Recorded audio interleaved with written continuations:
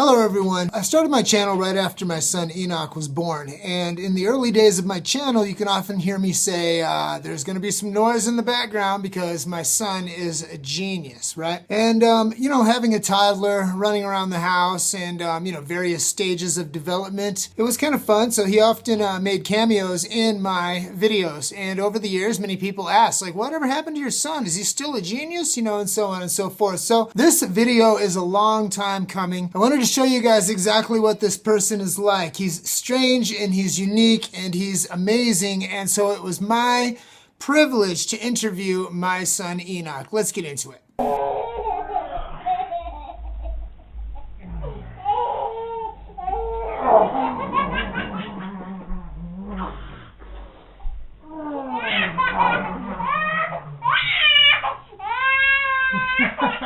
What's up, Enoch?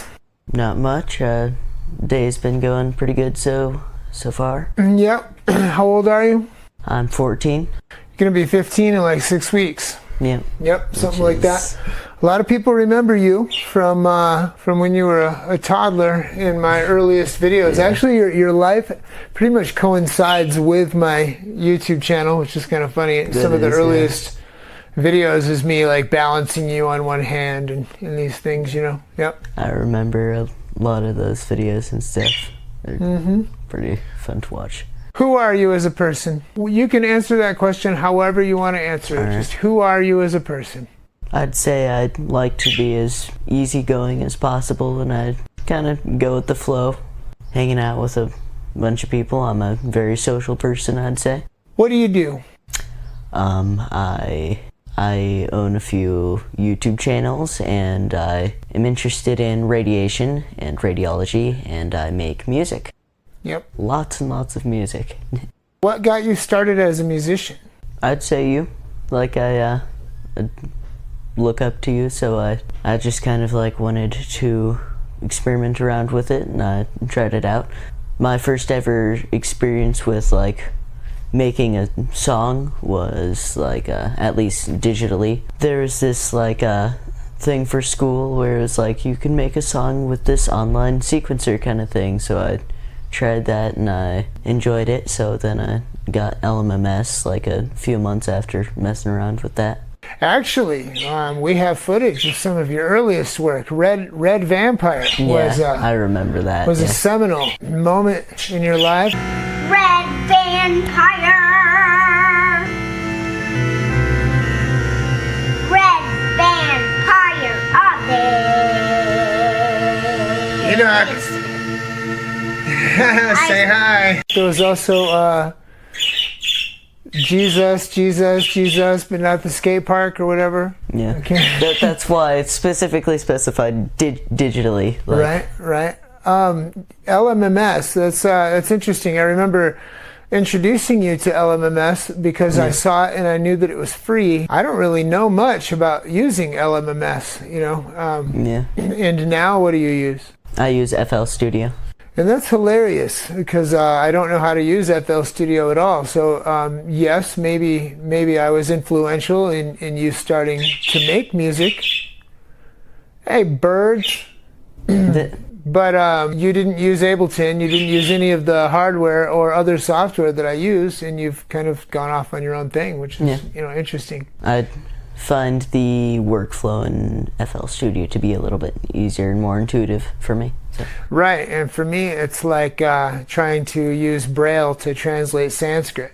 I have a feeling that's because you started off by using like physical synthesizers and stuff, so it's probably more intuitive in that way. That's probably true. Whereas for me it's similar to coding, which is something that I'm familiar with. What kind of music are you making? Right now I'm making, I'd say, mainly breakcore, like breakcore, atmospheric, jungle, drum and bass. It's crazy that you make breakcore because myself and your mother have a rich history of loving breakcore. Yeah. But we really don't listen to it that much anymore. I listen to a lot of weird post-rock and things like that. And Mama listens to mostly psytrance, or side chill stuff, side dub. And so it's interesting because she was really into Aphex Twin and Plaid and some of the IDM stuff, and then got into Venetian snares, Duran, Dan Dormouse.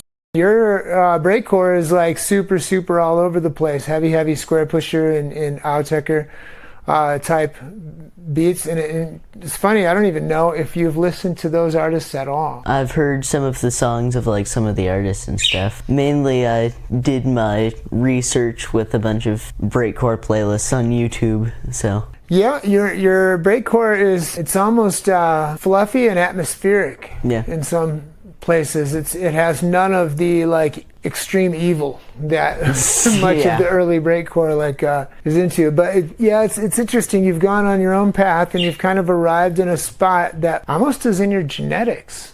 Yeah. Yep. It's interesting. How did I meet your mother? She booked you for a rave, like, when was it? Was it like 2008, 2009? Yep. Yeah, February 2009, she booked me for a rave. And I had met her at another rave they threw in late 2008. We only dated for about a month before we got married. Yep. Oh, I hear a dog. Here's a dog. What's up, Thorson? It was his birthday yesterday. It was his birthday. You're a good boy. He's like, what is all this? Yeah, that's what's going on. All the animals want to congregate. The Dagus are the only ones that don't care. Yeah, they're just sleeping over there, whereas the birds are all over the place. They were quiet till we started talking. They want to be involved. Yeah.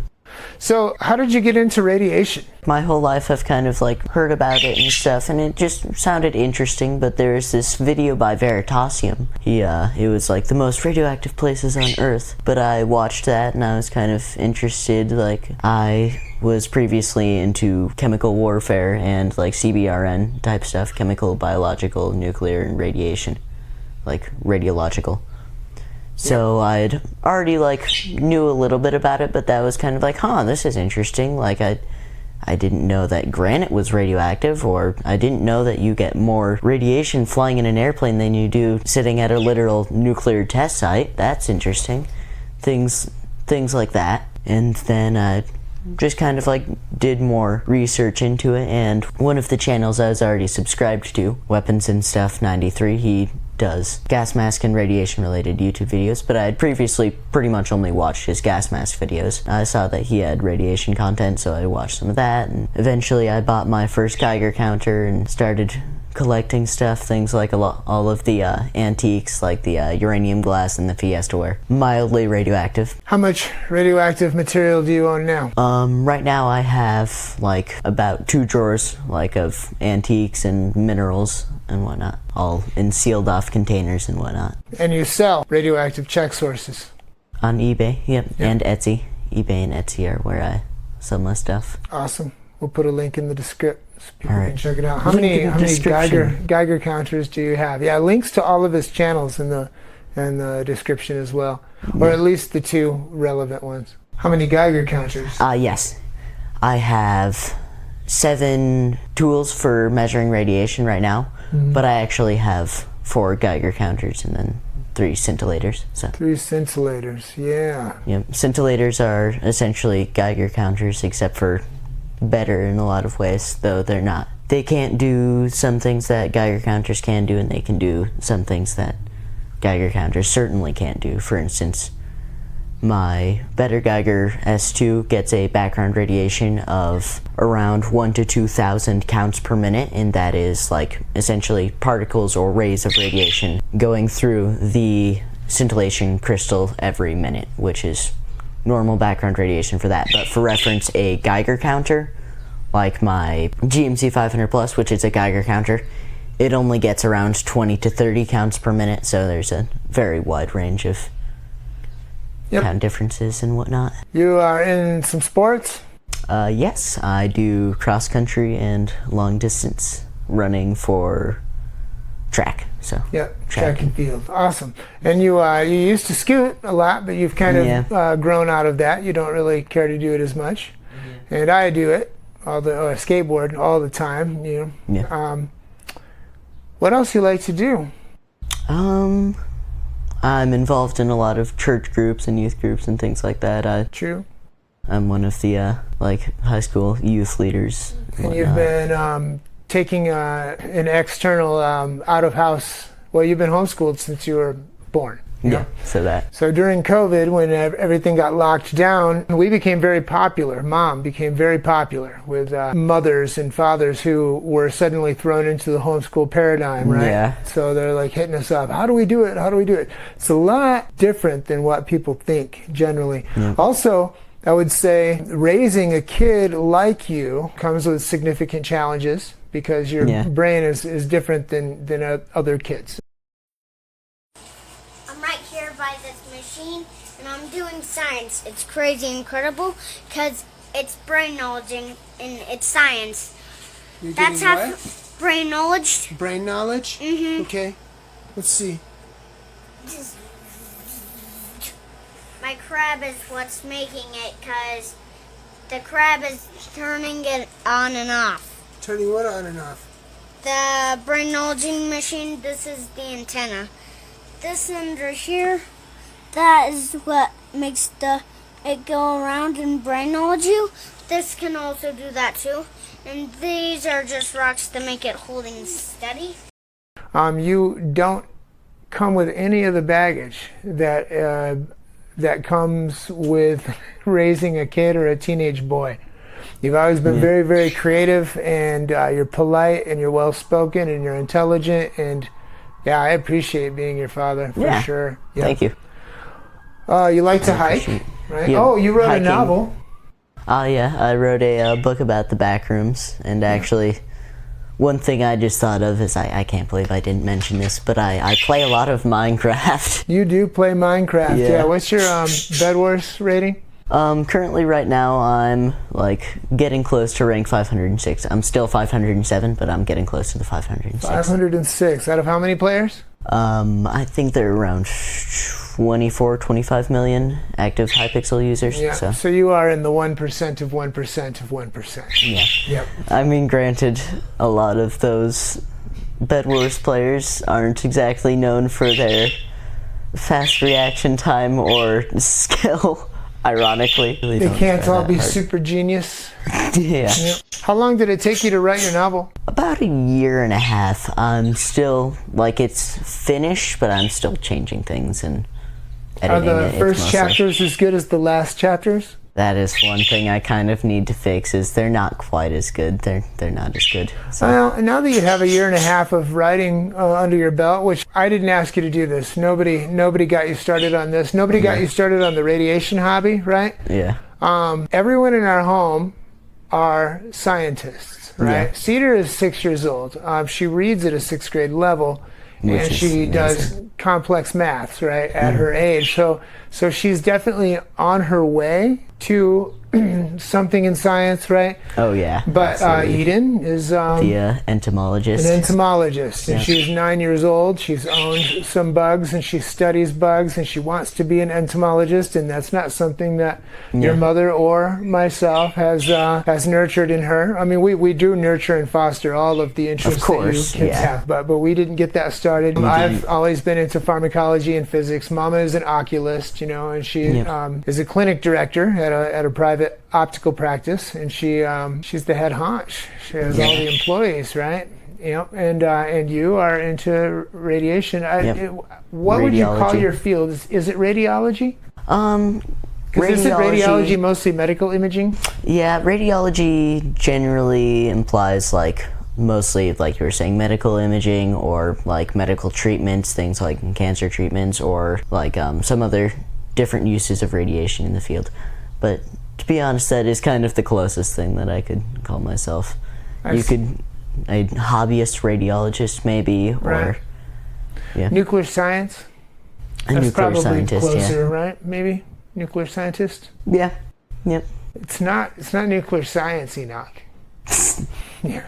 Some of the earlier videos that you were in the background, I'm making music in Denver, especially in the high rise. We had the high rise. We were on the 9th floor in Cherry Creek. Yeah. Tiny little spot. It felt great though. Big ceilings and everything. It was a great place to live. I really enjoyed it. West facing the mountains, right? I actually still remember that. I still remember living there. Do you remember wearing underwear on the outside of your pants? Yes, I do. You wanted to be a superhero so bad. When I watch those old videos, and I'm sometimes I just peruse them to see what I was teaching back then and how my, sometimes I forget I have 500 videos up.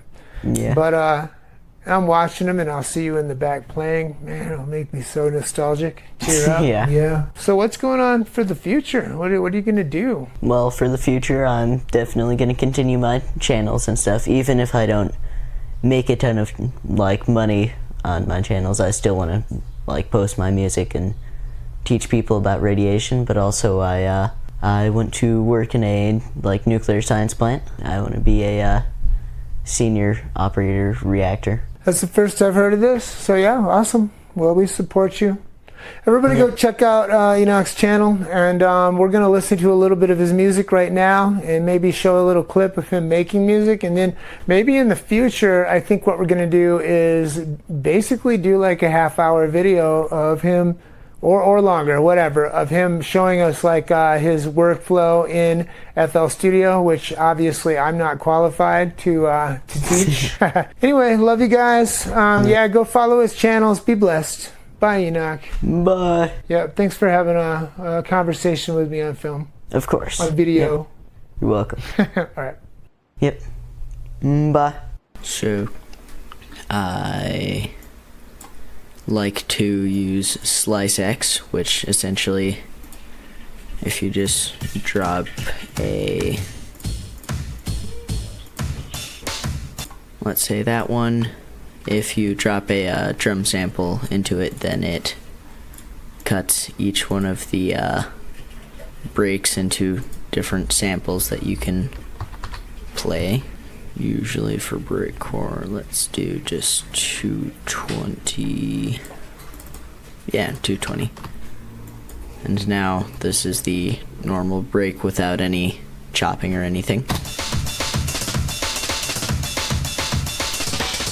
First of all, I generally like to lay down just a basic pattern that I can then copy over and over again and then change and glitch with different things.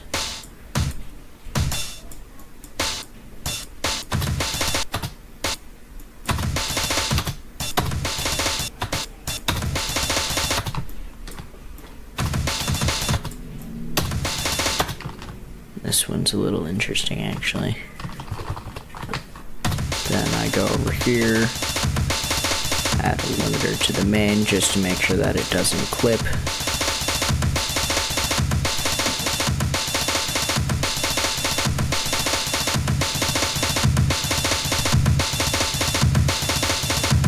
They're at 100 hertz for the kick drum. Sounds good. Don't need a lot of those highs. But now that I have the drums sounding good,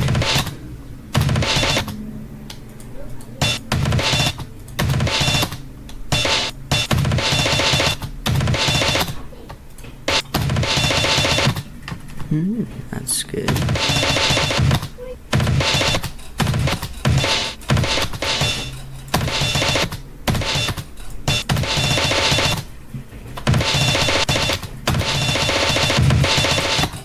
Good.